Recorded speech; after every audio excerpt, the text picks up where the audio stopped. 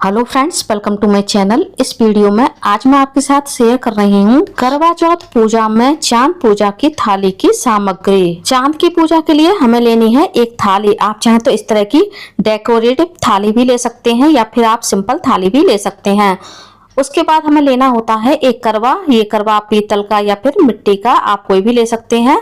करवा में लगाने के लिए हमें चाहिए होंगी सरही।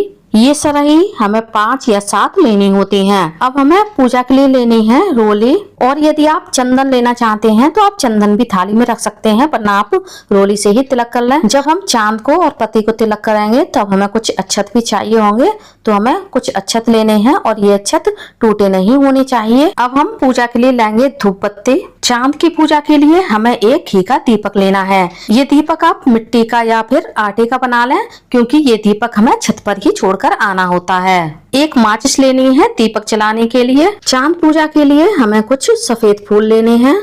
चांद को अधिक से अधिक सफेद चीजें ही अर्पित की जाती हैं। यदि आपको सफेद फूल ना मिले तो आप गेंदा के या फिर गुलाब के फूल भी ले सकते हैं। साथ ही आप चाहें तो एक पत्ती के लिए फूलों की माला भी ले सकते हैं। अब हमें कच्चा दूध लेना है।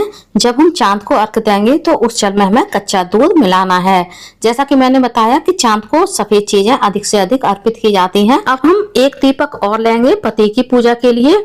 ये दीपक आप धातु का भी ले सकते हैं या फिर आप मिट्टी का भी ले सकते हैं। बहुत से लोगों के यहाँ ऐसा रिवाज होता है कि जब चांद को अर्घ देते हैं तो हाथ में चांदी का सिक्का होना चाहिए। यदि आपके यहाँ ऐसा रिवाज है तो आप एक चांदी का सिक्का ले लें। चांदी का सिक्का ना हो तो आप चांदी की अंगूठी या फिर चांदी की पायल भी ले सकते हैं। अब हमें थाली में कुछ मिठाई भी रखनी होती है, जिससे हम पहले चांद की पूजा करेंगे, उसके बाद हमारे पति यही मिठाई खिला करके हमारा व्रत खुलवाएंगे। यदि आपके पास कोई भी मिठाई ना हो तो आप थाली में बतासे भी रख सकते हैं। अब हमें एक जल का कलश लेना है। इस जल के कलश को पिला करके हमारे पति हमारा व्रत खुलवाएंगे। यदि कलश ना हो तो आप गिलास में भी ये जल ले सकते हैं। अब हमें चांद का और पति का दर्शन करने के लिए लेनी है एक चलनी। ये चलनी आप नई भी ले सकते हैं या आपकी पिछली साल की रखी हो आप वो भी ले सकते हैं। हर साल आपको नई चलनी लाने की आवश्यकता नहीं है। अब हम देख लेते हैं चांद को अर्घ देने के लिए हमें करवा में जल किस प्रकार से तैयार करना होता है। करवे में सबसे पहले हम डालेंगे शुद्ध जल, और करवे को हमें इतना भरना है कि टोंटी से जल बाहर ना आए।